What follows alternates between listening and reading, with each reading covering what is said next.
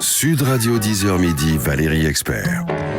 Avec vous sur Sud Radio et avec Gérard Collard. Bonjour Gérard. Valérie Expert, j'ai une chance, mais c'est incroyable. Oui. Incroyable. Libraire à Saint-Maur, il lit jour et nuit, nuit et jour. Ouais, il se balade avec, vous le verriez, avec des livres sous le bras en permanence. C'est une drogue, absolument. Alors, qu'est-ce que vous avez lu de bien cette semaine ? Alors, je voulais pas en parler, puis j'ai lu, on me l'a envoyé, le bouquin de Clémence Rochefort qui s'appelle Papa chez Plomb.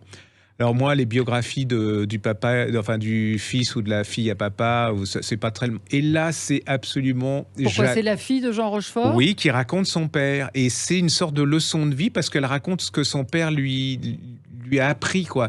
Et alors, elle ressemble. Alors cette fille, elle ressemble à son père aussi. Alors c'est un roman. C'est tout en pudeur, c'est tout en humour. C'est une leçon de vie. Elle raconte comment son père lui dit, mais si tu as une passion, vas-y, fais-la va au bout parce qu'on vit pas. Voilà, ça dure pas éternellement la vie. Il y a plein de recul sur soi, c'est plein de sourires, c'est plein de charme, c'est plein. En ce moment, je sais pas pourquoi, je trouve que tout ressemble à un doudou, mais c'est comme un doudou.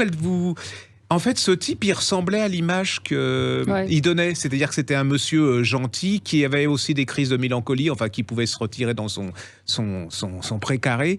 Et puis, avec ses enfants, elle raconte je sais pas pourquoi, mais je suis tombé amoureux de ce livre. Et puis, ça m'a envie de dire que la vie, elle est quand même... c'est sympa, hein, malgré tout ce qui se passe actuellement. Il disait que le rire, c'était la seule chose pour faire face à ce temps.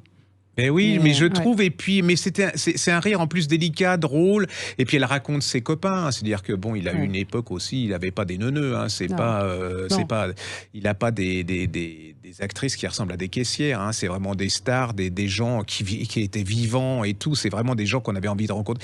Je vais dire un truc qui va vous faire hérisser, c'est mignon. Ouais. Mais dans le bon sens du terme, c'est-à-dire... oui, c'est une jolie histoire, en fait. C'est réconfortant. Il y avait une très grande différence d'âge avec son père, il l'a eu très tard. Ouais. Et elle a cette phrase, effectivement, j'ai lu quelque part où elle disait « Il savait qu'il ne me connaîtrait pas très longtemps ». Ouais, et je trouve et puis en plus, elle ressemble à elle nous ressemble à des gens... C'est deux êtres qui sont normaux tout en étant différents, quoi. Ne passez pas à côté, ne vous dites pas c'est encore un bouquin. Vous allez passer... Vous ressortez de ce bouquin, moi, je me suis dit que la vie encore, elle était... C'était sympa, quoi. Il y avait des gens normaux, il y avait encore puis il y avait des gens qui s'aimaient bien, et puis qui voilà. Et donc allez-y. Donc le titre c'est Papa. Elle s'appelle Clémence Rochefort, donc la fille de Jean Rochefort.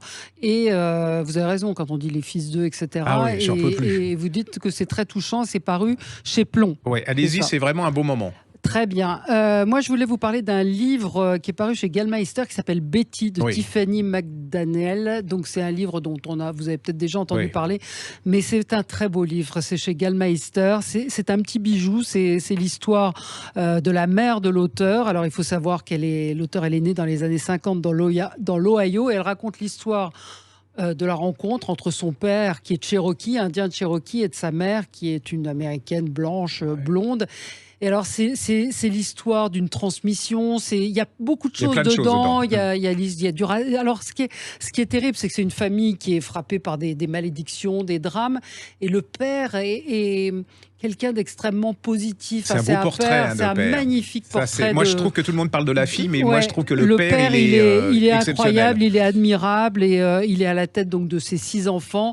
Et puis, c'est lui qui va guider Betty vers l'écriture. Et puis, c'est de la transmission, c'est la résilience aussi, c'est-à-dire comment on n'est pas déterminé par les drames de sa famille, comment on peut vaincre les histoires du passé. Moi, d'habitude, quand je vois les thèmes abordés, on peut se dire, ça va... Et non, c'est une écriture magnifique qui est à la fois puissante, poétique et évocatrice. Vous avez vraiment les images dans la tête. Puis c'est tendre, c'est généreux, il y a plein de choses. Hein, et Dieu sait si leur vie est dure. Hein, c'est pas un lit de rose. Et puis c'est vraiment cette Amérique.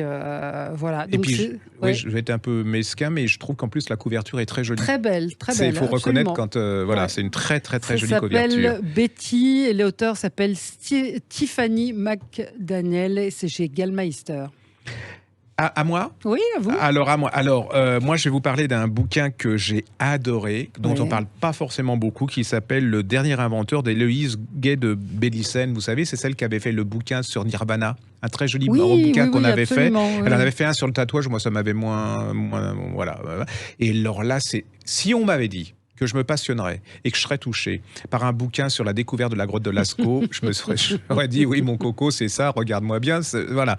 Et alors, c'est l'histoire, elle va rencontrer ces 4 gamins qui vont découvrir la grotte